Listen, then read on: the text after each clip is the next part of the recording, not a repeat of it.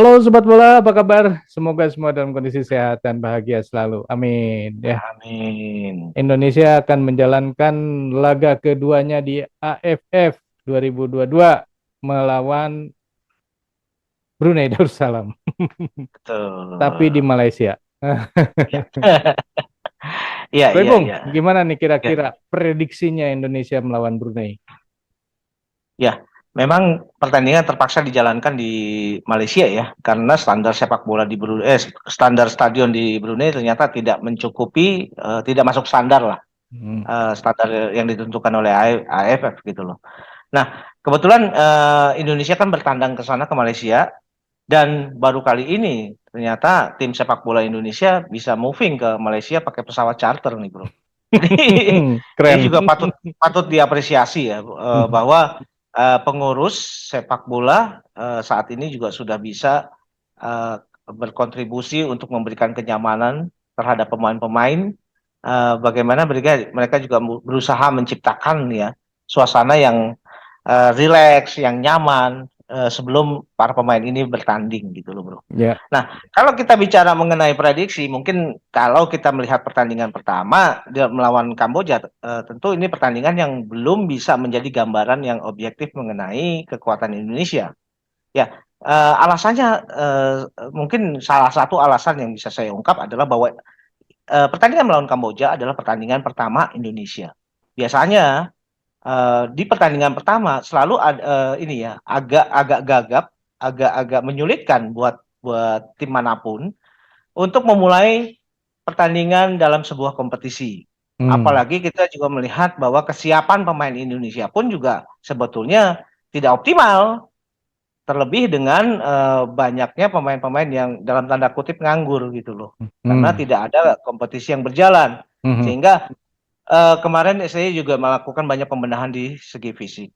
Tapi Hmm. kalau kita melihat bagaimana, apakah pertandingannya seperti apa nanti, saya rasa sih kalau melihat yang dilawan adalah Brunei, dengan segala respect terhadap Brunei, saya yakin bahwa STY juga akan melakukan banyak rotasi terhadap pemain-pemain ya, timnas yang akan diturunkan.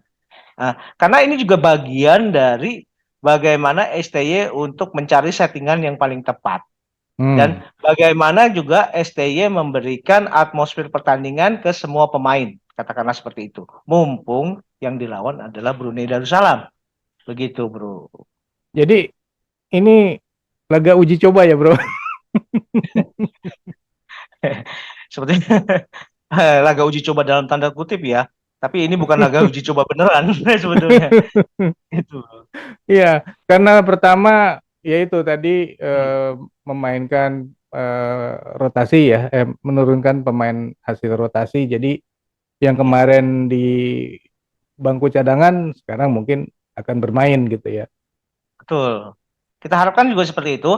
Karena kan di pertandingan pertama melawan Kamboja, kita juga punya masalah dengan masalah kebugaran. Kemudian ada juga beberapa pemain yang sepertinya ada cedera ringan. Contohnya adalah Egy Maulana Fikri, kemudian Asnawi dan Arhan. Itu Hmm. adalah pemain-pemain yang di pertandingan melawan Kamboja terlihat mereka cedera, sedikit cedera gitu loh. Hmm. Dan Hmm. ini adalah waktunya untuk mereka bisa beristirahat, mereka bisa recovery. Dan saya sih inginnya bahwa dalam pertandingan melawan Brunei tetap bahwa kita tetap harus waspada dengan kekuatan-kekuatan Brunei, karena kalau kita melakukan apa ya terlampau confident itu juga bisa berbahaya nantinya. Nah, Hmm. tentu ya skema yang kita harapkan sekali adalah skema yang sangat menyerang gitu loh, Bro. Hmm. Mungkin bisa 3-4-3 atau 3-5-2 itu yang bisa dijalankan oleh apa timnas kita. Walaupun ya kita tahu bahwa ini juga kan masih ini ya koridornya STY untuk menetapkan seperti itu. Tapi paling tidak sebagai penikmat sepak bola tentu kita juga ingin melihat apa pemain kita bisa menyerang dengan frontal ya, dengan ya pokoknya enak dilihat nantinya gitu, Bro. Ya. Walaupun Brunei sudah dihujani banyak gol, tapi Brunei juga bisa mencetak gol. Nah, ini yang berbahaya sebenarnya buat Indonesia. Jangan sampai lengah. Ya, betul, Bro, betul. Nah, kalau dari sisi skor, Hmm. kira-kira perlu nggak Indonesia punya banyak selisih gol dengan melawan Brunei ini, Bro? Nah, saya pikir ini adalah kesempatan ya, kesempatan untuk pemain menunjukkan efektivitas dalam penyerangan. Karena kalau misalkan pemain kita atau timnas kita bisa menyerangkan banyak gol ke gawang lawan, itu juga kan akan menumbuhkan confidence. Hmm, Nah, terutama sekali saya juga berharap bahwa striker-striker kita bisa menyumbangkan banyak gol gitu loh. hmm, Karena selama ini persoalan kita adalah banyak di striker. hmm, Spaso di pertandingan pertama ternyata jauh di luar ekspektasi kita. M. Rafli pun begitu. Nah, jangan lagi kita hanya bisa berharap dari winger-winger kita nih. Tapi hmm, bagaimana permainan di tengah, permainan dari skema katakanlah gelandang serang yang sudah mulai mencari posisi-posisi striker atau mencari penyerang-penyerang lubang yang bisa ini ya sebagai second striker melakukan tembakan-tembakan dari luar kotak penalti itu kan bisa juga dicoba gitu bro. hmm, ya, Nah, pokoknya segala cara yang bisa dipakai untuk menciptakan gol itu harus dipraktekkan dalam pertandingan ini. ya, Inilah waktunya kita mempraktekkan gitu loh. Mempraktekkan, mengaplikasikan apa yang sudah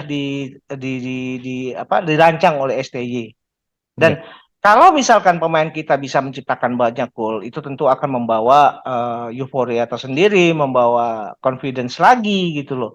Dan berharap sekali bahwa striker kita yang banyak yang bikin banyak gol gitu loh, Bro. ya. Nah, strikernya kan kalau nggak salah ada 4. Kemarin udah dimainin Betul, 2. betul. Apakah yang 2 tersisa ini yang akan dimainkan besok di Brunei? Ya kemarin Dendi juga turun ya, Bro. Jadi Oh tinggal iya, Sananta aja. hmm, Muhammad Sananta aja yang belum belum turun ya. ya, Ya bisa saja itu dilakukan sebagai bagaimana mencari racikan yang paling paling ajak lah, yang ya, paling mendekati ideal menurut hmm, versinya STY. Nah, kalau misalkan skema menyerang ini bisa ditampilkan oleh pemain kita, tentu kan ini akan membuat nuansa permainan juga menjadi lebih hidup. ya. Apalagi kita tahu bahwa mungkin ya di pertandingan melawan Malaysia, dengan Brunei pun di Malaysia, rasa-rasanya supporter timnas kita akan lebih banyak dari supporter dari Brunei. Dan Ah, itu yang tentu akan memberikan apa ya atmosfer yang berbeda, spirit yang berbeda. Kalau mereka juga ditonton oleh penggemar sepak bola nasional gitu, bro. ya, Bro. Berarti di belakang Ya, siapa aja nih yang kemarin tidak dimainkan dan kemungkinan dimainkan di laga ini dan juga di tengah? ya kita kan masih bisa ini ya menebak-nebak nih. Hmm, Menebak-nebak bisa saja untuk menjaga. Saya pikir gini, kita toh juga tidak bisa secara drastis melakukan perubahan.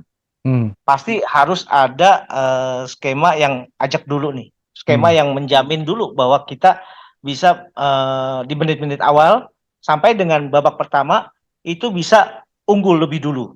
hmm, Kalau makanya yang saya pikirkan adalah bagaimana pemain-pemain yang pada laga melawan Kamboja itu bermain bagus, ada kemungkinan itu akan tetap diturunkan. hmm, Sepertinya seperti contoh Jordi Amat, kemudian Fahrudin Arianto. Mungkin juga Jordi Amat bisa ditandem dengan Hansamu atau dengan Rizky Ridho. hmm, Nah, di kanan ada persoalan dengan Asnawi. Dan kemarin Yakob Sayuri sebagai pengganti Asnawi itu bermain cukup bagus. hmm, Di kiri tidak ketiadaan Arhan itu mungkin tidak terlalu jadi masalah karena itu bisa ditambal dari winger kita. Winger kita bisa bisa juga apa? Jadi barisan belakang hanya tiga pemain. ya, Jordi Amat, bisa Fahrudin Arianto atau Hansamu atau Rizky Ridho.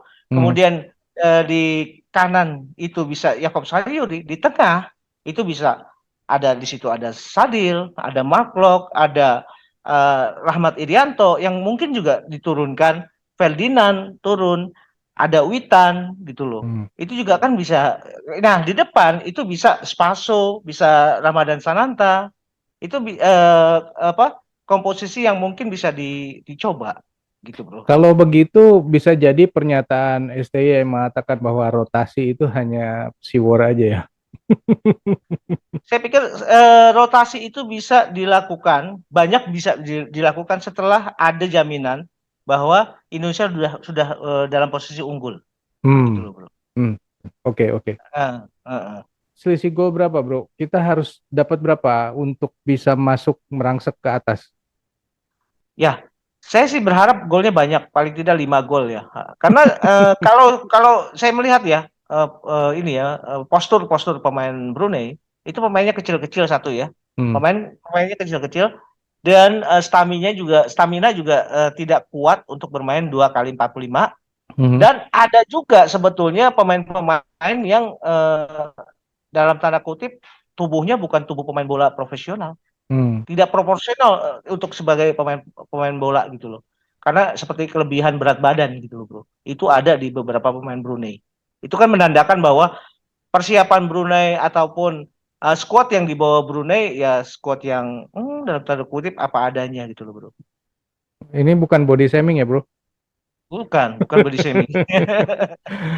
Oke, sobat bola, menurut sobat sendiri kira-kira Indonesia lawan Brunei akan menang berapa gol? Silakan tulis di kolom komentar.